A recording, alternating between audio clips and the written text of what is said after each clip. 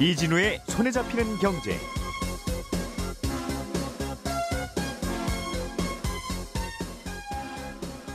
안녕하십니까, 이진우입니다. 손에 잡히는 경제가 뽑은 오늘의 숫자는 3.29%포인트입니다.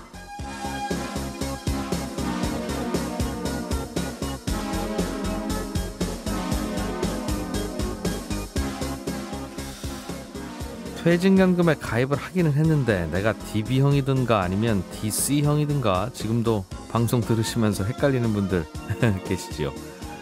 직장인들이 노후를 위해서 적립하는 이 퇴직연금은 크게 세 가지 종류가 있습니다. 회사가 알아서 굴리고 책임을 지는 확정급여형 DB형이고요. 근로자가 알아서 본인의 퇴직금을 운용해야 하는 확정기여형 DC형, 그리고 또 개인이 개별적으로 가입해서 추가로 굴리는 IRP가 있습니다.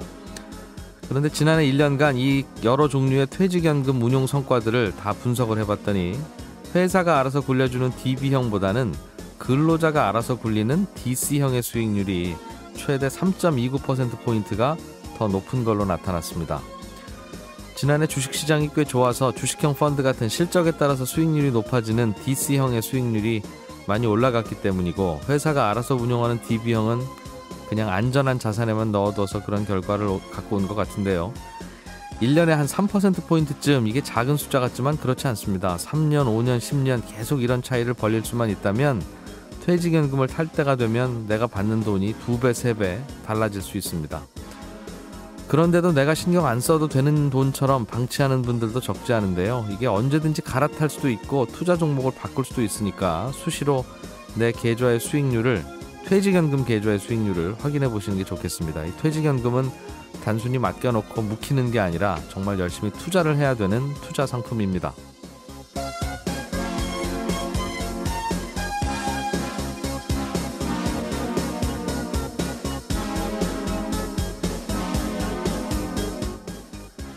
예, 3월 14일 수요일 손에 잡히는 경제입니다. 무인 자동차, 무인 드론 같은 무인 비행기에 이어서 요즘에는 무인 선박도 개발되고 있다고 합니다. 이게 어떤 원리로 다니는 것이고 혹시 위험한 건 아닌지, 어떤 이점이 있는지 등등 무인 선박을 연구하는 전문가에게 오늘 한번 인터뷰해 보겠습니다. 사업하면서 지출한 비용을 꼭 증빙 처리하라는 말 세무사들로부터 많이 듣지요. 여기서 말하는 증빙이라는 걸 뭘 어떻게 해야 되는 건지, 영수증만 모으고 있으면 되는 건지 오늘 회계사분께 이런 지식도 배워보겠습니다. 3월 14일 손에 잡히는 경제, 광고 듣고 바로 시작하겠습니다.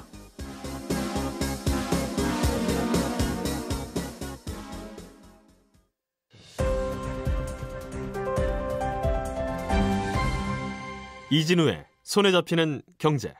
네, 눈에 띄는 경제 뉴스들 들어보겠습니다. 한국경제TV 김치영 기자입니다. 어서 오십시오. 네, 안녕하세요. 이 특정 서비스 이름이긴 합니다만 워낙 많이 쓰니까요. 네, 카카오 택시라는 택시 부르는 콜택시 앱이죠.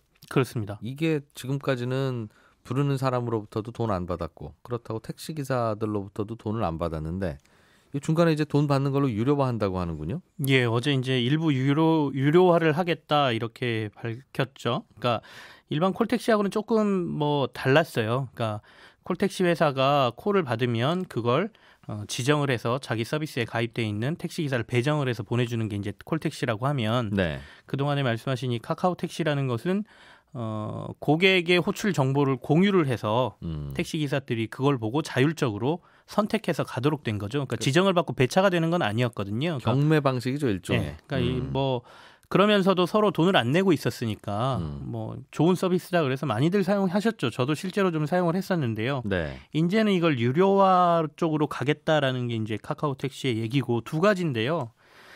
하나는 우선 호출 서비스라는 게 나오고, 또 하나는 즉시 배차라는 서비스를 하겠다는 겁니다. 그 말이 그 말로 들리네요. 그러니까 예. 하여튼 택시 빨리 잡아주겠습니다, 이 말이죠. 근데 가격이 달라요. 우선 호출이 조금 더 싸고 즉시 네. 배차는 조금 더 비싸게 받겠다 이렇게 얘기를 하고 있는데, 가격은 아직 공개가 안 됐습니다. 어제 나온 얘기는 서울에서 지금 택시 콜비가 주간에는 1,000원을 더 주고 야간에는 2,000원 정도를 더 주거든요. 그러니까 이거보다는 조금 비싸게 받겠습니다라고 얘기를 해서, 아까 말씀드린 즉시 배차는 뭐 한 5,000원 정도 되지 않겠느냐 이런 얘기도 지금 나오고 있습니다. 우선 호출은 말 그대로 손님이 원하는 택시를 저희가 우선적으로 다른 네. 손님들보다 더 먼저 호출을 해서 가능하면 빨리 잡을 수 있게 해주겠다 이런 뜻 같고, 네. 즉시 배차는 하여튼 우리가 무조건 잡아다 드리겠습니다. 이 말인가요? 확실하게 보증해 주겠습니다. 아까 제가 콜택시하고 좀 다른 거는 기사님들이 이렇게 선택을 하지 않고 네. 그러니까 기사님한테 배차해서 보내는 게 아니고 기사님들이 스스로 선택한다 그랬잖아요. 근데 네. 이건 완전히 콜택시처럼 되는 겁니다. 아예 딱 찍어서 네. 저 기사님 절로 좀 가주세요 이렇게. 예, 배차를 하는 거니까요. 그러니까 즉시 배차라는 건 이제 그렇게 되는 것이고요. 우선 호출은 개념이 조금 다릅니다. 그러니까 우선적으로 너한테 데려다 줄게. 라기보다는 겉으로 보면 그런데 내부에서 보면 그간 이제 카카오 택시를 이용하면서 택시 기사들의 진행 경로 대체로 어디에 있고 이런 빅데이터들이 엄청나게 많이 쌓여 있거든요. 이걸 이제 카카오가 나름의 자신들의 인공지능 서비스 그러니까 AI로 분석을 해서 내가 택시를 우선 호출로 부르면 당신한테 최적으로 빨리 갈 수 있는 택시를 딱 골라서 보내주겠다는 거예요. 그래서 이제 요금도 조금 그 개념이 좀 다르게 나오는데 이 우선 호출이라는 것은 그래서 플랫폼 서비스비로 받겠다. 네. 고객들한테 수수료를 받겠다라고 얘기를 하고 있고 예. 이 배차는 콜택시처럼 받아서 기사하고 반반 배분을 하겠다라고 얘기를 하는 거죠. 그러니까 네. 앞에 거 우선 호출 비용은 우리가 서비스를 제공하는 거니 AI를 돌려서 우리가 네. 돈을 다 가질 거고 택시 기사한테는 가는 돈이 없고 네. 두 번째 즉시 배차는 반반 나누겠다. 이건 기사님한테 우리가 지정을 해서 보내는 거니까 이렇게 지금 얘기를 하고 있습니다. 결국은 유료 서비스가 생기는 것인데 결국은 이게 저 택시 잡기 어려운 시간, 그렇습니다. 출퇴근 시간에 택시 잡기 힘들고 예. 택시 잡기 힘드니까 당연히 승차 거부도 일어나는 것이고 뭐 카카오 불러도 거의 잡기 힘든 게 안 온다는 거죠. 네, 경매 그렇죠. 방식이다 보니까 그래서 뭔가 좀 해결책을 만들어 보자는 것인데 이게 그러면 과연 작동을 할까요? 이게 그러면 기사들인 더 수입이 많아지니까 오겠다 이런 뜻입니까? 즉시 배차는 조금 뭐 기사님들 같은 경우에도 돈을 나누는 거니까 예. 응할 수는 있겠지만 우선 호출 같은 경우에는 어떻게 될지 사실 잘 모르겠습니다. 근데 일단은 처음에 급한 사람들이 돈을 좀 더 주고 타려고 하기 때문에 시장은 있을 수 있죠. 고객들의 그 수요도 분명히 있을 거예요. 네. 나는 돈을 좀 더 주더라도 빨리 택시 타고 지각 안 하고 회사에 가고 싶어라는 분들이 계실 테니까요. 근데 결국에는 시장 가격이라는 게 서비스도 수요와 공급으로 이루어지는데 공급은 이미 택시는 한정돼 있는 상황이잖아요. 택시의 대수가 늘어나는 건 아니거든요. 네. 그래서 너도 나도 모두가 유료 서비스로 가기 시작하면 사람들이 많아지면 아침에 택시 안 잡히는 건 어차피 똑같을 거다. 이런 생각이 좀 드는 거죠. 그래서 결국에는 카카오 택시가 유료화로 간 거다. 이렇게 사람들이 보고 있는 겁니다. 알겠습니다. 손님들 입장에서는 결국은 택시비가 오르는 느낌이 들 수는 있겠네요. 그렇죠. 뭐 부르면서 돈을 지불 조금 더 하고 더 해야 되고. 택시비도 더 내야 되니까 결국에는 택시비가 인상되는 효과로 해석할 수도 있겠습니다. 근데 지금까지 서비스를 공짜로 이용했기 때문에 서비스에 대한 어떤 수수료를 지불한다는 개념으로 보면 택시비하고는 분리는 해야 되겠지만 출퇴근 시간 특히 밤에 네. 택시 잡기 어려운데 대개는 택시 잡기 어려워도 줄 서야 되잖아요. 줄 서야 되는데 줄 안 서도 되는 일종의 안표 같은 느낌도 들겠네요. 돈 내면 빨리 불러다 주니까. 네, 그렇게 말씀하시니까 뭐 카카오 쪽에서 굉장히 기분 나빠하겠지만 사실상 예전에 그 SK텔레콤에서 티맵이라는 이제 내비게이션 서비스를 하잖아요. 네. 길 안내 서비스. 거기에서 일부 택시하고 연동을 해서 이런 서비스를 하려고 했어요. 그 콜택시 비슷한 서비스를 하려고 했었거든요. 네. 그런데 이 콜택시를 통신사업자가 할 수 없다라는 법 규정 때문에 사실 중간에 포기를 했습니다.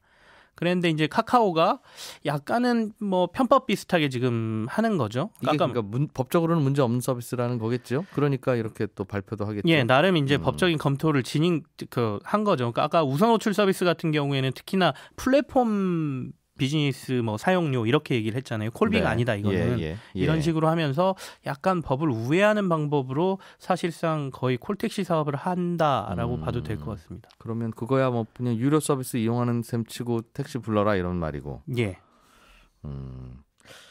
이게 근본적으로는 출퇴근 시간에 택시 숫자가 작고 네. 이용자보다 그것 때문에 생긴 일이라면 출퇴근 시간에 택시 공급을 좀 늘리면 해결되는 문제 아니겠습니까? 출퇴근 시간에 수요를 줄일 수는 없잖아요. 맞습니다. 택시를 타려는 수요가 있으니까 네. 그 수요가 줄지는 않을 텐데 그러면 택시 공급을 예를 들면 출퇴근 시간 특히 뭐 자정 전후로는 우리 택시들이 부재라고 하는 걸 하는데 A라는 택시는 요날만 나오시고 B는 요날만 나오시고 정해져 있잖아요. 네. 그 부재를 아예 없애든가 아니면 요즘 뭔가 뭐 화제가 되고 있는 우버 같은 서비스들을 딱 그 시간 동안에는 뭐 풀어주든가 하면 수요에 맞출 수 있지 않겠습니까? 이게 굉장히 복잡한 문제가 얽혀 있어서요. 그러니까 카카오의 유료 서비스화가 나오면서 이제 택시 시장의 문제까지 같이 언급이 돼서 약간 이렇게 복합적으로 얘기들이 되는 것 같은데요. 카카오라는 회사는 결국에는 사기업이기 때문에 이런 택시 시장의 구조적인 여러 가지 문제를 파고들어서 출퇴근 시간을 유료화함으로써 돈을 네. 이제 더 벌려고 하는 사기업인 거고요. 말씀하신 대로 이제 택시 시장의 가장 큰 문제는 아까 수요와 공급이 잘 일치하지 않는다는 점이죠. 지금 하고 있는 뭐 아까 뭐 부재라든지 이런 것들을 풀게 되면 택시 업체 간에 이제 여러 가지 문제도 발생이 되고요. 두 번째, 택시 대수를 늘리자 그러면 더 공급을 확대해 버리자 그랬을 경우에는 집중되는 시간 외에 낮 시간대에 영업이 안 되기 때문에 더 이상 택시 대수가 늘어나는 건 안 됩니다라고 얘기하시는 분들이 있고, 그럼 차라리 가격을 올리자, 서비스라도 좋게 하기 위해서. 그러면 또 서민들 생각해서 가격 올리면 안 된다라는 지자체의 의견이 있고, 그래서 여러 가지가 지금 복합돼 있기 때문에 결국에는 택시 시장의 문제는 구조적인 어떤 해결 방안. 얼마 전에 뭐 택시를 전부 다 택시 기사들이 사는 방법으로 해서 외국처럼 운영하자 뭐 이런 얘기도 나왔었잖아요. 자신이 이제 택시 전부 다 개인 택시로 만들자는 거죠. 뭐 그런 얘기도 나왔었잖아요. 그래서 구조적인 문제하고 이번에 유료화는 조금 분리해서 생각해야 되지 않을까. 저도 개인적으로는 시대가 변하고 있으니 우버와 비슷한 서비스를 약간 보완제식으로 이렇게 넣으면서 네. 시장의 충격을 줄이면서 해결해 보는 건 어떨까라는 생각도 좀 가지고는 있습니다. 그러니까 택시 기사들 낮 수입도 생각해야 되니까 막 늘릴 수는 없고, 네. 그것도 건드리면 안 되고, 개인 택시 라이센스 가격도 건드리면 안 되고, 또 어떤 분들의 재산이니까 네. 택시 요금도 올리면 안 되고. 그런데 택시는 쉽게 잡고 싶고, 그게 어떻게 다 만족을 그죠. 합니까? 한꺼번에 해결될 수는 없는 뭐 하나 일이죠. 희생해야 되는데 지금까지는 택시 어렵게 잡는 걸로 이제 승객들이 희생하고 있는 건데. 네. 알겠습니다. 다른 뉴스 하나 또 들어보죠. 브로드컴이라고 하는 회사가 퀄컴이라는 회사를 인수하는 걸 미국 정부가 막았다는데, 둘 다 미국의 큰 회사들이라는 거는 알고 있습니다. 네. 브로드컴은 미국 회사가 아닙니다, 이제. 네. 얼마 전에 이제 싱가포르 회사가 인수를 했어요. 원래 그래요? 미국 회사였거든요. 네. 브로드컴은. 그래서 사실상 지금 미국에서는 이 브로드컴이라는 회사를 싱가포르 회사가 인수를 했지만 결국엔 중국 자본이라고 보고 있어요. 예. 중국 회사라고 생각을 하고 있고요. 뭐 만드는 회사입니까? 브로드컴은 와이파이라든지 이런 데에 예. 들어가는 칩을 만드는 회사입니다. 네. 그리고 퀄컴은 다들 아시잖아요. 그 이동통신과 관련된 휴대폰에 뭐 하나 네. 중요한 건 AP 들어간다면서요? 칩이라고 해서 예. 휴대폰의 뇌와 같은 걸 만든다 이렇게 생각하시면 되거든요. 브로드컴이라는 회사가 이 퀄컴이라는 회사를 인수하고 싶어서 작년 말부터 계속 인수 제안도 하고 우리가 돈 얼마 줄게라고 돈도 계속 높이고 있었거든요. 그래서 얼마 전에 이제 이게 거의 인수되는 것처럼 얘기가 나왔었어요. 그런데 미국에서 지금 뭐 트럼프 대통령이 행정명령을 통해서 이 인수 자체를 막아버린 사건이 지금 나온 거거든요. 퀄컴의 기술이 국가 기술이다 이렇게 본 건가 보죠. 그렇죠. 이것도 이제 결국에는 국가 안보라는 이유를 들었는데요. 그러니까 미국은 재무부 산하에 외국인 투자 심의위원회라는 게 있습니다. 네. 여기서 이제 국가 안보와 관련된 뭐 기업들이나 이런데 M&A 인수 같은 것을 막을 수 있는 법률적인 기반을 가지고 있거든요. 그래서 이 퀄컴을 브로드컴이 인수하게 되면 앞으로 굉장히 중요한 5세대 통신과 관련된 핵심 기술이 개발도 지연될 수 있고 네. 중국 쪽으로 넘어갈 수 있다는 이유를 들어서 이번에 인수 자체를 막았습니다. 회사를 팔려는 걸 막았다는 거네요. 그렇습니다. 회사 주인이 바뀌는 걸. 예, 명확하게 말씀을 드리면 2월 6일 날 퀄컴이 이사회 주총을 열어서 네. 이사회 멤버들을 새롭게 선임하기로 했었거든요. 근데 여기에 들어가는 이사회 멤버의 절반 정도를 브로드컴 쪽 사람들이 이제 들어가는 걸로 거의 얘기가 돼 있었죠. 그래서 이 사람들이 들어가게 되면 인수를 승인하고 브로드컴이 이제 퀄컴을 인수하는 방식으로 진행될 거라고 했었는데 결국에는 국가에서 막은 겁니다. 그래서 전 세계 휴대폰에 칩이 하나씩 다 들어가는데 네. 그걸 퀄컴이 이상한 짓을 하면 그 안에서 무슨 정보가 빠져나올지 우리가 어떻게 아느냐 뭐 이런 고민입니까? 사실상은 지금 미국에서 한 얘기는 기술 유출은 이제 뒤쪽으로 살짝 빼놓고요. 네. 당장은 이렇게 얘기하고 있습니다. 퀄컴이 지금 빚이 좀 많아요. 그래서 이번에 브로드컴이 인수하면서 이 부채까지 다 같이 인수하는 방식을 하겠다 이렇게 얘기를 했거든요. 그래서 예. 1,000억 달러인데 우리 돈으로 106조 원 정도의 부채를 가지고 있습니다. 이것까지 우리가 다 떠안고 너네 인수할게라고 지금 얘기는 하고 있는데 이랬을 경우에 브로드컴이 인수를 하면 회사 구조조정하고 개발도 지연되고 하기 때문에 미국의 통신 기술 자체가 뒤떨어질 거야. 그래서 우리는 이걸 인정할 수가 없어 이렇게 얘기하거든요. 네. 근데 사실은 기술 유출을 더 의심하고 있는 거죠. 브로드컴이라는 회사가 중국의 화웨이라는 이동통신 업체하고 굉장히 관계가 좋습니다. 그래서 중국 이동통신 업체로 기술이 빠져나갈 것이다. 이걸 직접적으로는 우려하고 있는 것 같습니다. 예. 다른 뉴스 하나 더 보죠. 해외에서 신용카드를 사용할 때, 네. 요즘 뭐 해외여행 출장 많이 가시니까 주로 밖에 나가면 신용카드 쓰는 게 우리나라에서 환전하는 것보다 좀 더 환율에서 이익을 본다잖아요. 그래서 다들 신용카드 들고 다니는데 편하기도 하니까. 그때 원화 결제를 하면 안 된다 이런 말이 있습니다. 이게 무슨 뜻이에요? 그러니까 결제를 하게 되면 제가 이제 국내에서는 원화 기반으로 결제가 모두 이루어지잖아요. 그렇죠. 짜장면 7,000원이면 7,000원으로 결제되니까. 예. 예. 해외에 나가서는 이제 선택 사항입니다. 내가 이걸 원화로 결제할 건지 현지화로 결제할 건지가 사실은 선택 사항이거든요. 근데 잘 모르고 결제하시는 분들도 많아요. 네. 그럴 경우에는 카드사들이 그냥 기본적으로 원화로 결제를 그냥 해버리는 경우도 많습니다. 어허. 그러면 그 현지화를 원화로 한번 바꿔서 결제를 하고 네. 그리고 나서 다시 돈 지급해야 되잖아요. 예. 그럼 다시 한 번 더 뭐 현지화로 환전을 하는 환전. 이중 환전 수수료가 들게 되거든요. 그러니까 고객한테는 그게 피해입니다. 그래서 현지에서는 네. 현지화로 결제를 해라. 그러니까 미국이면 달러로 하고 일본이면 엔화로 결제해 주십시오라고 해서 결제를 해라 이렇게 얘기를 하거든요. 선택하라고 나보고 한다고 해서 나는 한국에서 왔으니까 원화로 결제해야지 이렇게 예. 하면 무조건 손해라는 거죠. 손해죠. 음. 그렇기 때문에 이제 현지화 결제가 좋은데 네. 이걸 사실 고객들이 모르는 경우도 많고 모를 경우에는 고객한테 유리하게 해주는 게 아니라 사실은 중간에 수수료를 많이 받는 방식으로 카드사들이 그냥 결제를 하거든요. 예. 그래서 이걸 금융당국이 고객이 확실하게 선택할 수 있도록 시스템을 갖춰라. 손쉽게.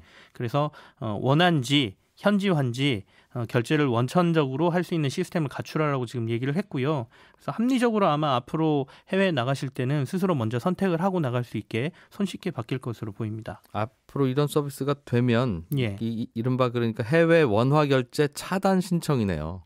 그렇죠. 예. 일종의 그런 거죠. 나는 해외 나가서 원화로 결제할 일을 아예 없앨 거다라고 하는데 없애면 불편한 점은 없죠. 사실은 그렇죠. 그건 불편하죠. 이게 원화로 얼마지? 라고 그러니까 제가 계산해야 되는 거. 그 계산 암산하기 싫으니까 우리가 계산해 줄 테니 예. 자 보셨죠? 라고 한 다음에 수수료 받는 거 아닙니까? 그렇습니다. 그러니까 뭐 간단하게 요즘 어플리케이션 같은 거에 이렇게 환율을 금방 적용해 주는 거 있거든요. 네. 그거 보시면 사실상 큰 문제 없으니까 뭐 수수료 뭐 얼마나 나가 이렇게 생각하실 분도 있지만 굳이 안 해도 될 거 카드사 이익 줄 필요 없지 않습니까? 결제 금액이 한 3% 많으면 몇 % 된다고 하더군요. 그러니까 비싼 그렇습니다. 물건 사면 몇만 원 더 내는 거잖아요. 네. 알겠습니다. 이거 그동안 저희 손에 잡히는 경제에서도 밖에 나가서 절대로 원화로 결제하지 마세요 이렇게 말씀은 드렸는데 네. 지금 이렇게 아예 차단 서비스를 만들어 주니까 편하네요. 이제 하지 마세요가 아니라 차단 서비스 하고 가십시오 이렇게 말씀드리면 될 것 같습니다. 기본으로 차단을 해주고 신용카드 발급할 때부터 네. 굳이 이거 필요하신 분은 알아서 여세요 하는 방식으로 바꾸는 게 더 나을 것도 같습니다. 예. 맞네요. 그게 더 그것도 어떻게 하는지에 현실적이고 따라서. 도움이 더 될 것 같습니다. 예. 한국경제TV 김치현 기자였습니다. 고맙습니다. 네, 감사합니다. 알아야 될 것들 많이 안내를 해주고 눈높이에 딱 맞는 만인의 경제 과외 선생님. 다음 순서는 친절한 경제입니다. 네, 오늘은 청취자 중에 이주환 씨가 경제 관련 책을 읽다 보니까 거시경제, 미시경제 이런 용어들이 가끔 등장하던데 거시경제는 뭐고 미시경제는 뭡니까? 이런 질문을 보내오셨네요. 경제학 공부하시는 분들은 뭐 반드시 한 번씩은 거치는 질문이죠. 누구나 한 번씩은 궁금했던. 이 거시경제나 미시경제나 둘 다 경제 현상 관찰하는 겁니다. 그런데 경제를 멀리 떨어져서 보느냐 아니면 가까이서 들여다보느냐의 차이에서 굳이 구분한 말입니다. 무슨 말이냐면 예를 들어서 숲 전체를 보고 야 단풍 들고 있구나 이렇게 볼 수도 있죠. 이걸 거시적으로 봤다라고 표현하고요. 그것도 그 숲의 나무 하나하나를 들여다보면 단풍도 단풍이지만 이 나무 벌레 먹었구나 이런 것도 보이잖아요. 이렇게 관찰하는 걸 미시적이라고 합니다. 숲 전체를 보면 단풍이 들고 있지만 나무들 하나하나를 보면 벌레 먹은 나무도 있다. 이게 그 숲을 잘 표현한 말인데 그래서 경제는 거시적으로도 봐야 되고 미시적으로도 봐야 됩니다. 우리가 사람 만날 때도 그렇게 보잖아요. 전체적인 인상도 거시적으로도 보고 또 세부적으로 저 친구 코 옆에 점이 있네. 뭐 이렇게 미시적인 것도 보잖아요. 경제도 마찬가지입니다. 경제도 숲 전체를 보듯이 나라 전체의 통화량이 어떻게 되고 무역 수지가 어떻게 되고 물가는 요즘 어떻고 이걸 거시경제라고 하고요. 또 사람들이 라면을 많이 사 먹으면 쌀 소비량이 줄겠구나 이렇게 좀 좁은 부분을 돋보기 들이대고 보는 걸 미시경제라고 합니다. 하지만 어디까지 보는 게 좁은 부분이고 어디서부터는 넓은 부분이냐 기준이 뭐냐 그렇게 따지면 사실 명확한 기준은 없습니다. 하지만 일반적으로는 나라 경제 전체 상황을 한꺼번에 바라보는 걸 거시적이라고 하고 특정한 상품, 특정한 시장, 특정한 회사 업종을 분석하는 건 미시적이다. 일반적으로는 그렇게 구분합니다. 극장에서 내가 앞이 잘 안 보여서 내가 일어나서 영화 봤다 이러면 이제 이게 미시적인 현상인데 그리고 보면 합리적인 판단이죠. 본인 입장에서는 일어나서 보는 게 더 잘 보이니까요. 근데 그러다 보면 관객 전체가 다 일어나서 영화를 봐야 되는 불편한 상황이 오죠. 이건 또 거시적인 현상입니다. 그래서 경제 뉴스를 보면 거시 경제 뉴스와 미시 경제 뉴스가 섞여 있습니다. 지난달 우리나라 물가가 1년 전보다 3% 올랐어요. 이건 거시 경제 뉴스고요. 삼성전자 주가가 2% 떨어졌습니다. 이건 또 미시경제 뉴스인 건데 그냥 그런 거구나라고 이해하시면 특별히 더 알아두셔도 좋을 만한 그런 지식은 아닌 것 같습니다. 친절한 경제였습니다.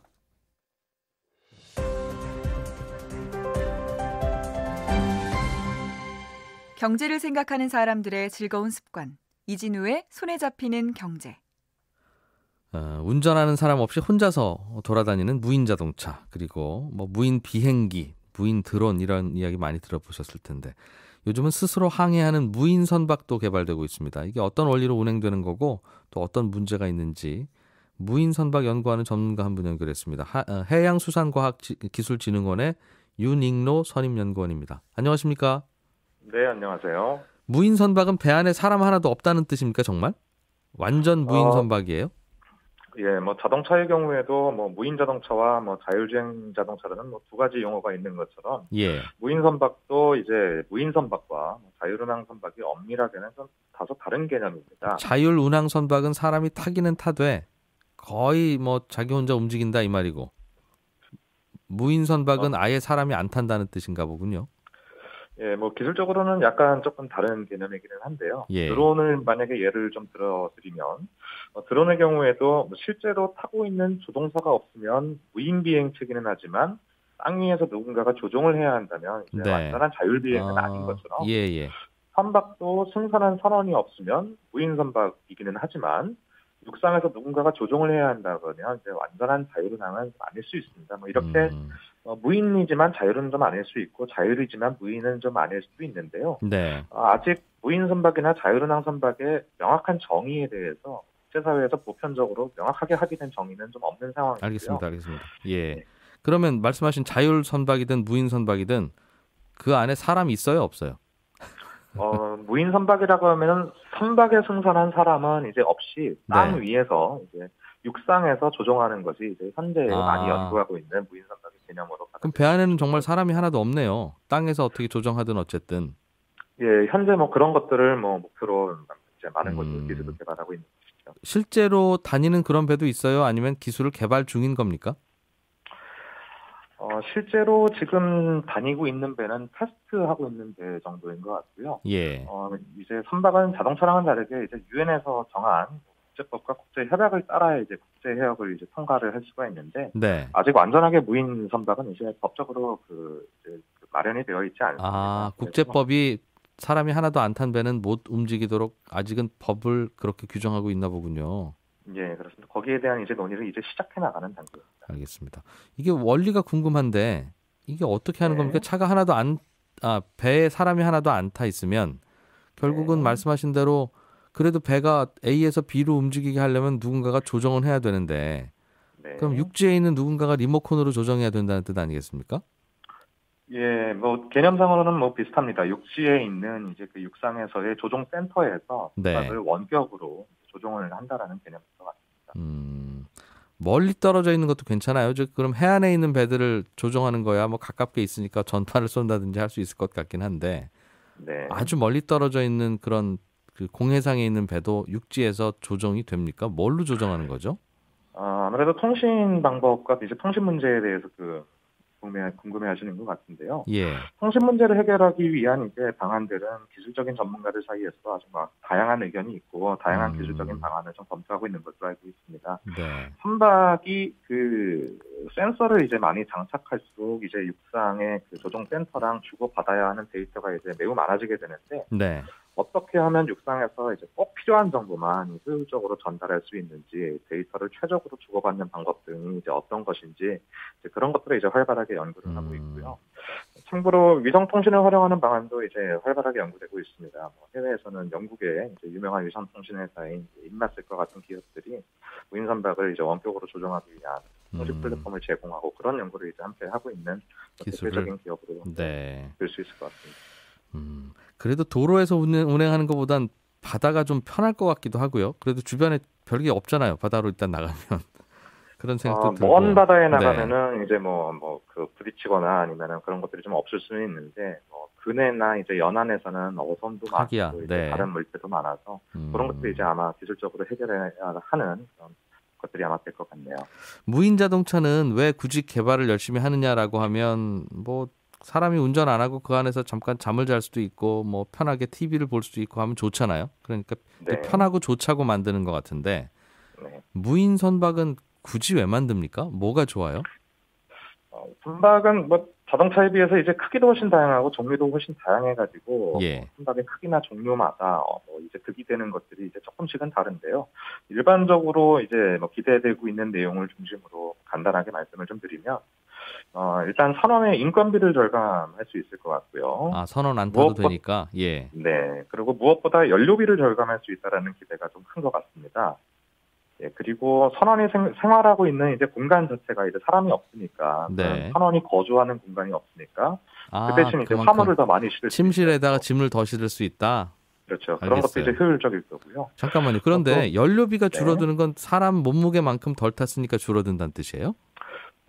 사람은 사실 크게 영향을 미치지 않을 것이고, 선원이 생활해야 하는 여러 가지 이제 공간이 이제 없어질 것이고, 그리고 지금 있는 여러 가지 시설과 장비들이 있습니다. 엘리베이터도 있을 수 있고, 선원용으로. 주의랑 통제를 해야 되는 다양한 그런 것들이 있는데, 물도 데워서 샤워도 해야 될 테고, 등등. 네, 그렇습니다.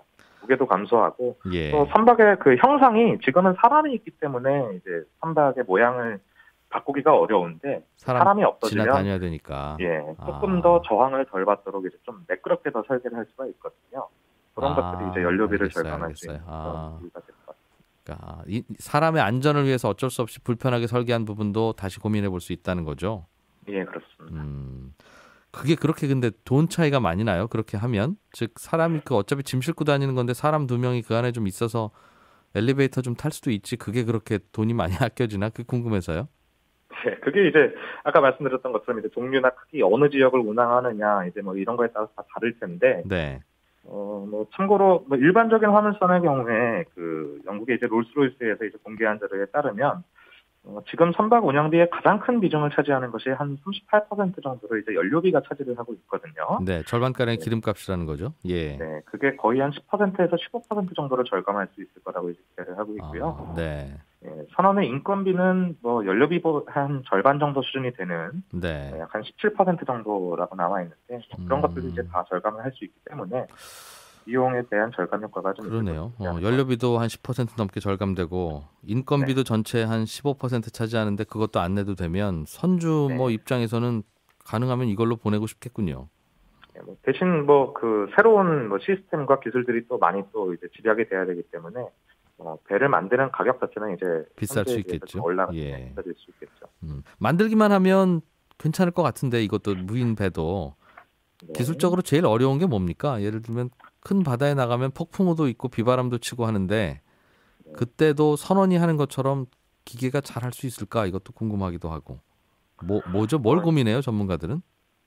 여러 가지 기술적인 부분도 이제 아까 말씀드렸던 통신적인 내용도 있을 것이고 그리고 선원이 없는 경우에서 기술적으로 또 많이 고민하는 부분 중에 하나가 첫 번째는 안전일 것 같습니다. 이제 사람이 없기 때문에 뭐 사람에 대한 안전은 조금 더 걱정을 내려놓을 수 있다고 하더라도 배에서 뭐 화재가 나거나 네. 예상하지 못한 이제 일들이 일어났을 때 그런 것들을 이제 또 사람이 없는 환경에서 기술적으로 해결을 해야 되기 때문에 또 그런 것들을 또 중점적으로 연구를 좀 하고 있는 것 같고요. 네. 그리고 또 배가 항해를 하다가 바다에서 고장이 나면 지금은 사람이 있으니까 이제 유지보수와 수리가 가능한데 그렇죠. 예, 수리를 네. 즉석에서 할 수 있을 텐데. 예, 아, 그래서 그것도. 이제 유지보수와 수리라는 관점이 기술적으로 해결해 나가는 부분인 것 같습니다. 그래도 뭐 기술자 멀리 헬기에서 보내는 비용이 싸다고 보겠죠.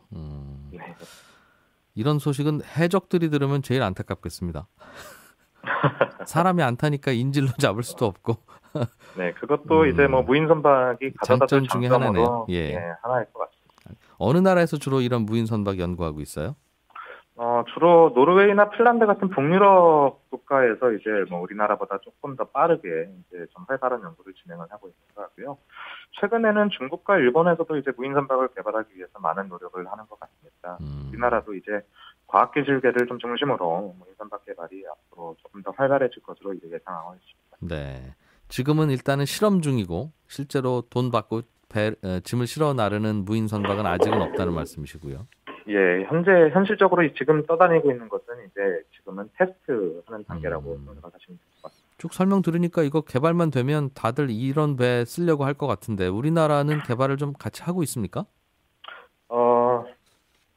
우리나라도 뭐 그동안 연구기관과 이제 뭐 기업들이 뭐 좀 협력을 해서 해양 조사나 감시 등에 활용할 수 있는 이제 뭐 소형 무인선을 국산 기술로 개발한 사례도 있고 군용으로 활용할 수 있는 무인 수장선도 상당한 부분 개발한 것으로 알고 있습니다. 그런데 상선이나 화물선, 뭐 여객선, 기타 다양한 선박 종류에 대해서는 이제 다른 나라에 비해서 조금 이제 늦게 개발에 착수하는 편인 것 같고요. 그런데 우리나라가 RCT 강국인점과 뭐 조선 강국인점 이런 것들을 다양하게 고려를 하면 뭐 분명히 우리에게도 장점이 있을 것으로 생각을 합니다. 물론 앞으로 뭐 더 많은 노력이 필요한 분야일 것 같고요. 언제쯤 되면 실제로 상용화 될 것 같습니까? 보시기에?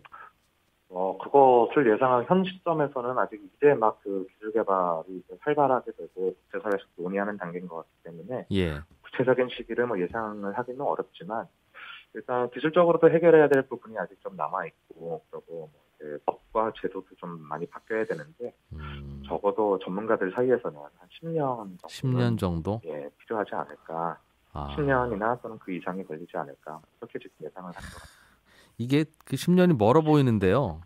선주들 배를 주문하는 분들 입장에서는 10년 후에 뭔가 새로운 게 나오면 최근 한 2, 3년 사이에 필요한 배도 야 이거 좀 고민 다시 해봐야 되는 거 아닌가라는 생각을 아마 하게 될 것 같아서 걱정입니다. 걱정일 수도 있고 가능성일 수도 있는데 이 배 샀다가 그럼 한 7, 8년 후에는 무인 배만 비싸고 이거는 아예 그냥 안 좋은 배가 되는 건데 좀 고민 좀 해보고 일단 있는 배 좀 잘 굴려보자 이런 고민 할까 봐서요. 네. 예, 뭐 현재 뭐 산업계나 실제 수요자가 되는 뭐 선주나 선사에서도 그래서 최근에 이제 많은 관심을 갖고 있는 것으로 알고 있습니다. 참 선원들 일자리마저도 사라지는 시대가 되는군요. 예. 해양수산과학기술진흥원의 윤익로 선임연구원이었습니다. 오늘 잘 배웠습니다. 고맙습니다. 네, 감사합니다.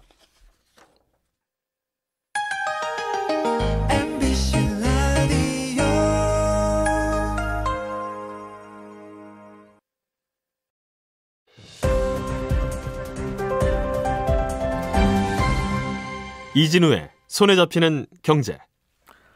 사업에 필요한 비용을 쓸 때는 법인 갖고 계신 분들은 법인 카드로 써야 되고요. 법인 아니라 개인 사업자라고 하더라도 사업용 카드라는 걸 따로 만들어서 쓰셔야 그게 이제 사업에 들어간 비용으로 간주돼서 세금 계산할 때 도움이 된다고 합니다.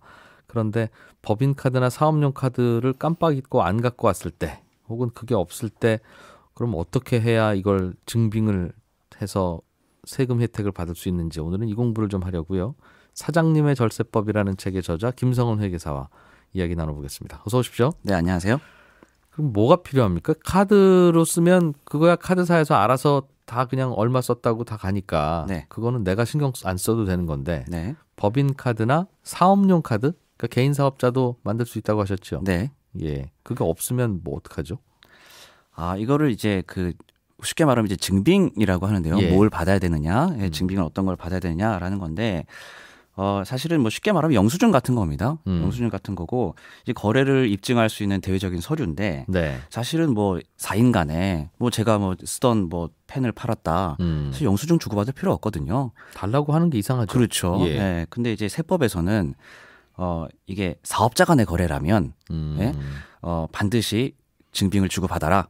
그래서 네. 세법에서는 적격 증빙이라고 해가지고요. 사업자 간에 꼭 받아야 될 서류를 정해놨습니다. 인정해주는 세무서에서 인정해주는 네. 법인카드나 사업용 카드 쓴 거 말고도 이거 받아오면 인정해줄게. 네. 뭐죠 그게? 예를 들면? 보통 이제 기본적으로 부가가치세가 과세되는 게 이제 세금계산서, 부가가치세가 면세되는 부분에 대해서 세금계산서랑 좀 비슷한 양식인데 네. 부가세가 표시되지 않은 계산서라는 양식이 따로 있고요. 예. 예. 그다음에 이제 말씀하신 것처럼 시장카드 전표, 현금 영수증 이런 것들을 세법에서 적격 증빙이라고 합니다. 그러면 카드가 없으면 세금 계산서 끊어주세요라고 해야 되고 그죠? 그렇죠. 돈은 네. 그럼 현금으로 드리게 되겠습니다. 현금이나 아니면 개인 카드로 일단은 드리고 세금 계산서는 끊어주세요. 그렇죠. 예, 현금으로 주셔도 되고요. 네. 요즘은 이제 세금 계산서는 제대로 받은 거 맞느냐, 요거 네. 가공 세금 계산서 아니냐라는 뭐 입증 자료 때문에 네. 보통은 이제 은행 거래를 통해서 예, 다 결제를 하고 네. 세금 계산서, 계산서 이렇게 받아두시는 게 좋습니다. 알겠습니다. 세금 계산서야 뭐 받으면 그게 증빙될 것 같은 느낌은 드는데 그냥 간단하게 네. 뭐 밖에 나가서 직원들 과자 사 먹으라고 과자 같은 거 사올 수도 있고요. 네, 뭐 회사에서 볼펜 떨어졌다는데 볼펜 살 수도 있는데 그냥 그걸 사면서 세금 계산서 끊어달라기는 좀 어렵지 않습니까? 그렇죠. 그럴 예. 때는 뭘 받아오면 증빙이 됩니까? 보통 이제 간이 영수증이라 하는데요. 예. 세법에서도 3만 원 이하의 그런 것까지 다 세금 계산서 카드 긁으면 너무 힘드니까 3만 원 이하는 간이 영수증을 받아도 네. 그냥 뭐 이렇게 손으로 찍찍 써주는지 아니면 그냥 그 현금 출납부에서 나오는 그 영수증 받아도 그런 건 인정해줄게라고 하고 있고요. 간이 영수증 100장 받아봤자 300만 원이거든요. 네. 예, 우리 뭐 매출이 뭐 많이 발생할 텐데 경비 뭐 3천만 원 썼다. 그럼 간이 네. 영수증 1000장 받아야 되는 거거든요. 예. 그러니까 사실은 3만 원 이내는 그냥 간이 영수증으로도 간이 영수증 썼어도 인정해줄게. 인정해줄게. 예. 그거는 빈 간이 영수증 갖고 와서 3,000원어치 사고 4,000원이라고 써도 네, 그건 인정해주마. 그렇죠. 굳이 뭐 따지지는 않으마 이렇게. 그게 중요한 건 아니니까요. 요즘엔 현금 영수증을 구멍가게에서도 발급해 주는 경우도 많고 하니까 그렇죠. 예. 현금 영수증 주세요라고 해서 하면 안 됩니까? 간이 영수증도 번거롭고 그러니. 네. 예. 현금 영수증 쓰면 좋죠. 예, 근데 이제 뭐 일부 가게에서 현금 영수증 쓰면 일단은 뭐 매출이 포착이 되니까 네. 약간 좀 싫어하시는 경우도 있고, 그다음에 뭐 빵 하나 1,000원짜리 빵 하나 사는데 뭐 현금 영수증 사냐? 예, 그냥 뭐 영수증 하나 주세요. 이렇게 네. 하는 경우도 있으니까요. 알겠습니다. 그럼 현금 영수증을 끊어준다 하면 현금 영수증을 받아오면 되는 것인데 네, 현금 영수증 받아올 때 내 전화번호나 내 주민번호를 불러주면 안 되잖아요. 그건 개인이니까. 네, 맞습니다. 그럼 예. 개인 법인이나 개인 사업자면 뭘 불러줘야 됩니까? 현금 영수증을 끊을 때? 이게 사업자 지출 증빙용 그 현금 영수증 카드가 따로 있습니다. 예, 그거는 이제 신청하면 예. 받을 수 있거든요. 예. 저도 하나 갖고 있는데 예. 보통 이제 그 카드를 들이미시고 이거 사업자 지출 증빙용 현금 영수증을 뽑아주세요 할 수 네. 있고요. 예. 그리고 이제 홈택스에서 그 제 주민번호나 뭐 핸드폰 번호로 그 이제 만약에 했다 하더라도요. 그거는 이제 지출 증빙용이 아니잖아요. 네. 하지만 나중에 그거를 지출 증빙용으로 전환을 할 수는 있습니다. 아 나중에 이거 예, 내 이름으로 뗐지만 요거 사실 내 이거 사업자 지출 사업자용이다라고 용이다. 하면 네, 이건 변경을 할 수 있습니다. 바꿀 수 있다. 네. 홈택스에서. 네. 알겠습니다. 밖에 나가서 지나다가 책상이 괜찮은 게 있어서 직원용으로 써야 되겠다라고 해서 3개를 샀어요. 네. 예를 들면 한 60만 원이라고 치죠. 네. 그런데 깜빡 못 받아왔어요. 세금 계산서 등등. 네. 그런데 간이 영수증으로 할 수 있는 금액은 아니고 그렇죠. 네. 갔더니 그 집은 문 닫아 있어요 이미. 네. 예를 들면 뭐 점포 정리 세일 이렇게 하다가 2주 후에 문 닫는 경우도 있지 않습니까? 네. 나 분명히 이거 사업용으로 쓴 비용인데 영수증은 하나도 못 받았다. 네. 그러면 혹시 구제 받을 수 있는 방법이 있습니까? 이게 세법에서는 그 실질과세 원칙이랑을 좀 규정을 하고 있습니다. 예. 그러니까 이게 뭐냐면 명의하고 실질이 다른 경우에는 실질에 따라 과세하겠다라는 거거든요. 그러니까 이게 되게 뭐 60만 원짜리 샀는데 네. 이거 영수증 없으니까 다 인정 못 해줘 하게 되면 너무 가혹하거든요. 네, 네. 그러니까 이 부분에 대해서 입증을 할 수 있다라면 예?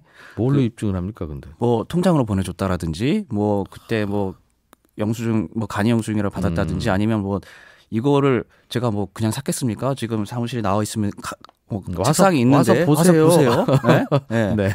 그 통장에서 이제 돈이 나갔는데 네. 네. 이렇게라도 좀 입증을 해주시면 그러면 세법에서는 주장을 하면 네. 그래서 그렇게 썼으니까 네, 인정을 해줄게. 다만 직역증빙을 받아야 되는데 안 받은 거잖아요. 네. 그래서 이제 그 부분에 가산세 2%. 그럼 책상 60만 원어치 샀으면 2%는 12,000원. 3만 원 정도일걸요. 60만 원에 2%면 3만 원. 네. 그래서 이제 증빙불비 가산세 거래 금액의 2%. 네. 예. 증빙불비 가산세를 매깁니다. 12,000원인 것 같습니다만. 어차피 산수니까요. 그러네요. 그러네요. 예. 그러면 이런 건 어떻습니까? 예를 들면 거래하다 보면 거래처 경조사도 많고 네. 거래처 사장님 뭐 아들 결혼한다고 하면 안 갈 수 없는데 그렇죠. 네. 이거 결국은 내가 사업자라자고 간 거니까 내 개인 비용은 아닌데 네. 축의금 드리고 나서 저 세금 계산서 좀 끊어주세요 할 수는 없잖아요.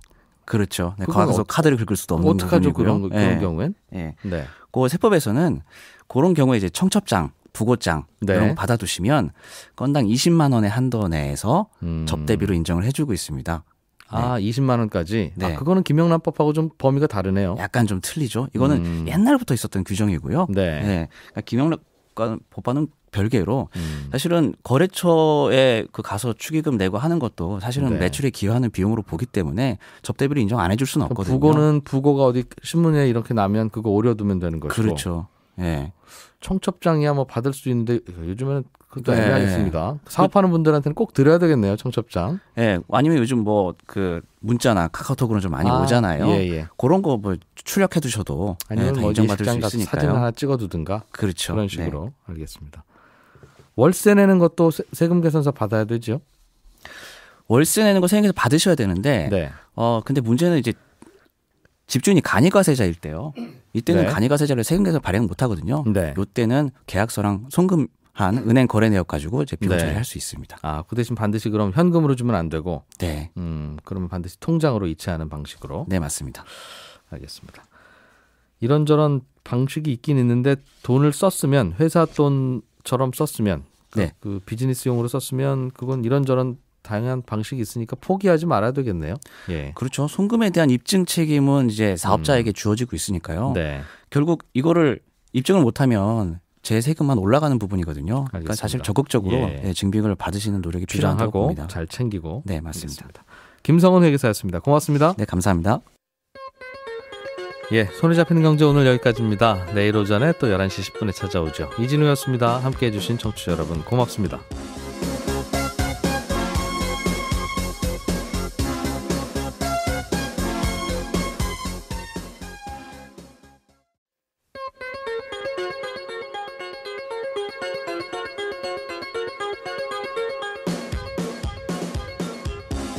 이진우의 손에 잡히는 경제.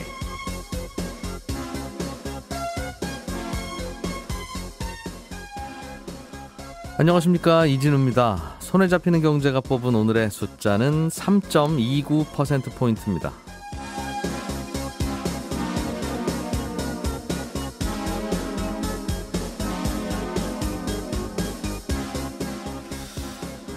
퇴직연금에 가입을 하기는 했는데 내가 DB형이든가 아니면 DC형이든가 지금도 방송 들으시면서 헷갈리는 분들 계시지요. 직장인들이 노후를 위해서 적립하는 이 퇴직연금은 크게 세 가지 종류가 있습니다. 회사가 알아서 굴리고 책임을 지는 확정급여형 DB형이고요. 근로자가 알아서 본인의 퇴직금을 운용해야 하는 확정기여형 DC형, 그리고 또 개인이 개별적으로 가입해서 추가로 굴리는 IRP가 있습니다. 그런데 지난해 1년간 이 여러 종류의 퇴직연금 운용 성과들을 다 분석을 해봤더니 회사가 알아서 굴려주는 DB형보다는 근로자가 알아서 굴리는 DC형의 수익률이 최대 3.29%포인트가 더 높은 걸로 나타났습니다. 지난해 주식시장이 꽤 좋아서 주식형 펀드 같은 실적에 따라서 수익률이 높아지는 DC형의 수익률이 많이 올라갔기 때문이고, 회사가 알아서 운용하는 DB형은 그냥 안전한 자산에만 넣어둬서 그런 결과를 갖고 온 것 같은데요. 1년에 한 3%포인트쯤, 이게 작은 숫자 같지만 그렇지 않습니다. 3년, 5년, 10년 계속 이런 차이를 벌릴 수만 있다면 퇴직연금을 탈 때가 되면 내가 받는 돈이 2배, 3배 달라질 수 있습니다. 그런데도 내가 신경 안 써도 되는 돈처럼 방치하는 분들도 적지 않은데요. 이게 언제든지 갈아탈 수도 있고 투자 종목을 바꿀 수도 있으니까 수시로 내 계좌의 수익률을, 퇴직연금 계좌의 수익률을 확인해 보시는 게 좋겠습니다. 이 퇴직연금은 단순히 맡겨놓고 묵히는 게 아니라 정말 열심히 투자를 해야 되는 투자 상품입니다.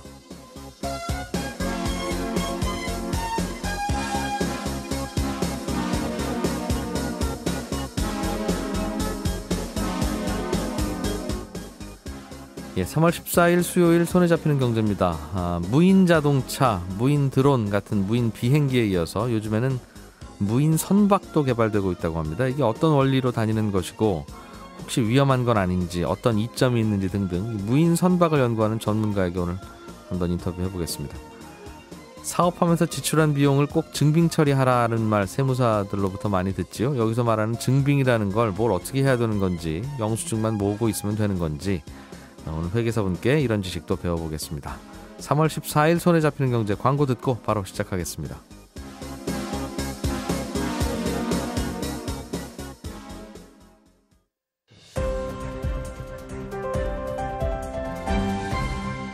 이진우의 손에 잡히는 경제. 네, 눈에 띄는 경제 뉴스들 들어보겠습니다. 한국경제TV 김치영 기자입니다. 어서 오십시오. 네, 안녕하세요.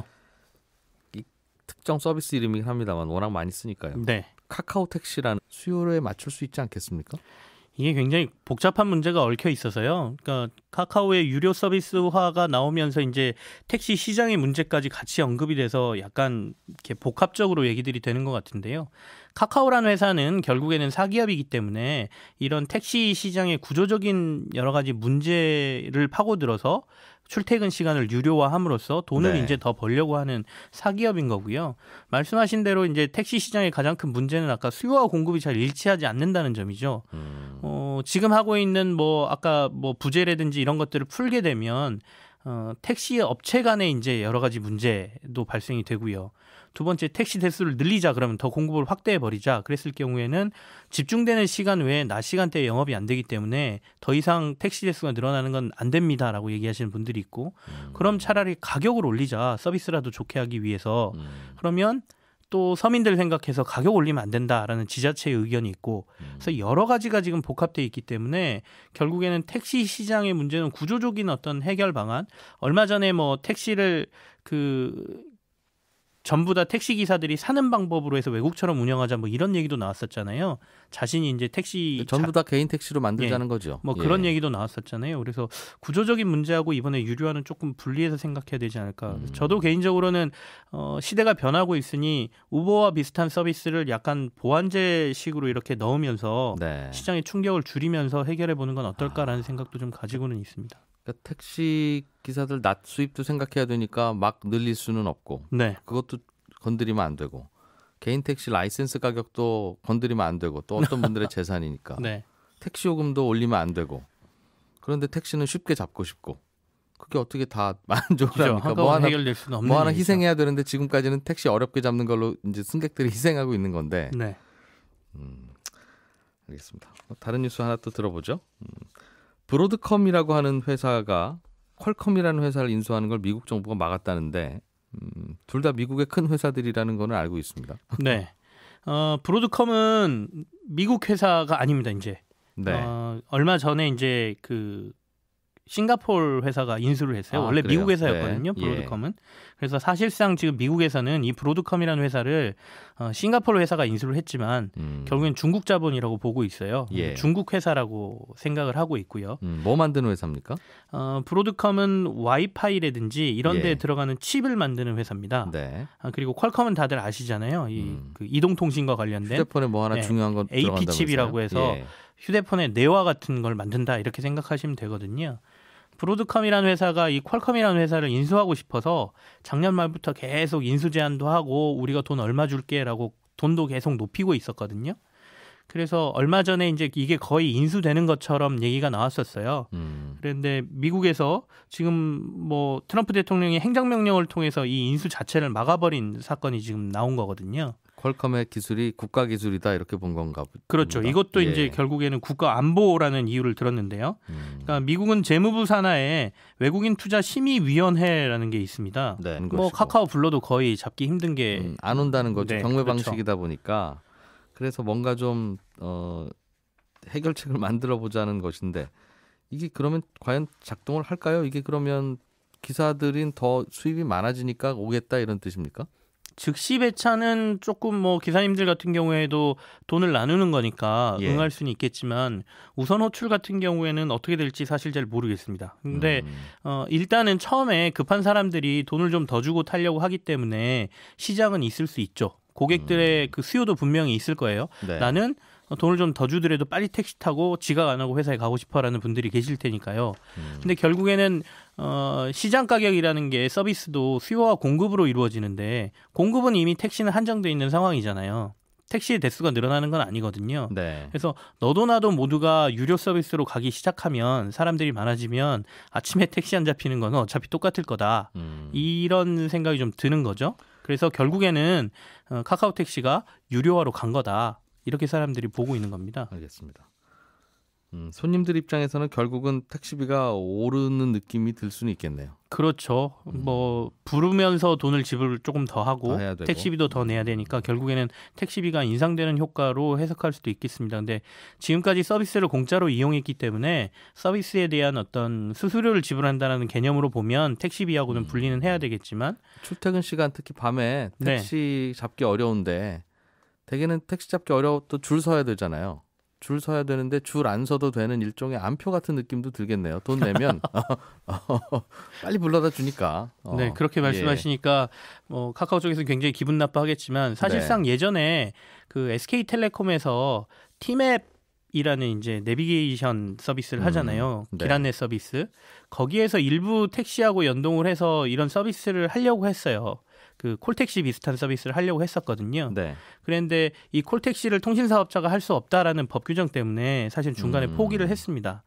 그런데 이제 카카오가 약간은 뭐 편법 비슷하게 지금 하는 거죠. 이게 그러니까 법적으로는 문제 없는 서비스라는 거겠죠. 그러니까 이렇게 또 발표도 하겠죠. 예, 나름 이제 법적인 검토를 한 거죠. 그러니까 아까 우선 호출 서비스 같은 경우에는 특히나 플랫폼 비즈니스 뭐 사용료 이렇게 얘기를 했잖아요. 콜비가 아니다 이거는. 이런 식으로 하면서 약간 법을 우회하는 방법으로 사실상 거의 콜택시 사업을 한다라고 봐도 될 것 같습니다. 그러면 그거야 뭐 그냥 유료 서비스 이용하는 셈 치고 택시 불러라 이런 말이고. 예. 이게 근본적으로는 출퇴근 시간에 택시 숫자가 작고 이용자보다 그것 때문에 생긴 일이라면 출퇴근 시간에 택시 공급을 좀 늘리면 해결되는 문제 아니겠습니까? 출퇴근 시간에 수요를 줄일 수는 없잖아요. 맞습니다. 택시를 타려는 수요가 있으니까 그 수요가 줄지는 않을 텐데 그러면 택시 공급을 예를 들면 출퇴근 시간 특히 뭐 자정 전후로는 우리 택시들이 부재라고 하는 걸 하는데 A라는 택시는 요날만 나오시고 B는 요날만 나오시고 정해져 있잖아요. 네. 그 부재를 아예 없애든가 아니면 요즘 뭔가 뭐 화제가 되고 있는 우버 같은 서비스들을 딱 그 시간 동안에는 뭐 풀어주든가 하면 택시 부르는 콜택시 앱이죠. 그렇습니다. 이게 지금까지는 부르는 사람으로부터도 돈 안 받았고 그렇다고 택시 기사들로부터도 돈을 안 받았는데 이 중간에 이제 돈 받는 걸로 유료화한다고 하는군요. 예, 어제 이제 일부 유료화를 하겠다 이렇게 밝혔죠. 그러니까 일반 콜택시하고는 조금 뭐 달랐어요. 그러니까 콜택시 회사가 콜을 받으면 그걸 지정을 해서 자기 서비스에 가입돼 있는 택시 기사를 배정을 해서 보내주는 게 이제 콜택시라고 하면 그동안에 말씀하신 이 카카오 택시라는 것은 고객의 호출 정보를 공유를 해서 택시 기사들이 그걸 보고 자율적으로 선택해서 가도록 된 거죠. 그러니까 지정을 받고 배차가 되는 건 아니었거든요. 그러니까 경매 방식이죠, 일종의. 그러니까 뭐 그러면서도 서로 돈을 안 내고 있었으니까 뭐 좋은 서비스다 그래서 많이들 사용하셨죠. 저도 실제로 좀 사용을 했었는데요. 이제는 이걸 유료화 쪽으로 가겠다라는 게 이제 카카오 택시의 얘기고 두 가지인데요. 하나는 우선 호출 서비스라는 게 나오고 또 하나는 즉시 배차라는 서비스를 하겠다는 겁니다. 그 말일로 들리네요. 그러니까 하여튼 택시 빨리 잡아주겠습니다 이 말이죠. 근데 가격이 달라요. 우선 호출이 조금 더 싸고 즉시 배차는 조금 더 비싸게 받겠다 이렇게 얘기를 하고 있는데 가격은 아직 공개가 안 됐습니다. 어제 나온 얘기는 서울에서 지금 택시 콜비가 주간에는 1,000원을 더 주고 야간에는 2,000원 정도를 더 주거든요. 그러니까 이거보다는 조금 비싸게 받겠습니다라고 얘기를 해서 아까 말씀드린 즉시 배차는 뭐 한 5,000원 정도 되지 않겠느냐 이런 얘기도 지금 나오고 있습니다. 우선 호출은 말 그대로 손님이 원하는 택시를 저희가 우선적으로 다른 네. 손님들보다 더 먼저 호출을 해서 가능하면 빨리 잡을 수 있게 해주겠다 이런 뜻 같고 네. 즉시 배차는 하여튼 우리가 무조건 잡아다 드리겠습니다 이 말인가요? 확실하게 보증해 주겠습니다. 아까 제가 콜택시하고 좀 다른 거는 기사님들이 이렇게 선택을 하지 않고 네. 그러니까 기사님한테 배차해서 보내는 게 아니고 기사님들이 스스로 선택한다 그랬잖아요. 근데 네. 이건 완전히 콜택시처럼 되는 겁니다. 아예 딱 찍어서 저 네. 기사님 절로 좀 가주세요 이렇게. 예, 배차를 하는 거니까요. 그러니까 즉시 배차라는 건 이제 그렇게 되는 것이고요. 우선 호출은 개념이 조금 다릅니다. 그러니까 우선적으로 너한테 데려다 줄게. 라기보다는 겉으로 보면 그런데 내부에서 보면 그간 이제 카카오 택시를 이용하면서 택시 기사들의 진행 경로 대체로 어디에 있고 이런 빅데이터들이 엄청나게 많이 쌓여 있거든요. 이걸 이제 카카오가 나름의 자신들의 인공지능 서비스 그러니까 AI로 분석을 해서 내가 택시를 우선 호출로 부르면 당신한테 최적으로 빨리 갈 수 있는 택시를 딱 골라서 보내주겠다는 거예요. 그래서 이제 요금도 조금 그 개념이 좀 다르게 나오는데 이 우선 호출이라는 것은 그래서 플랫폼 서비스비로 받겠다. 네. 고객들한테 수수료를 받겠다라고 얘기를 하고 있고 예. 이 배차는 콜택시처럼 받아서 기사하고 반반 배분을 하겠다라고 얘기를 하는 거죠. 그러니까 네.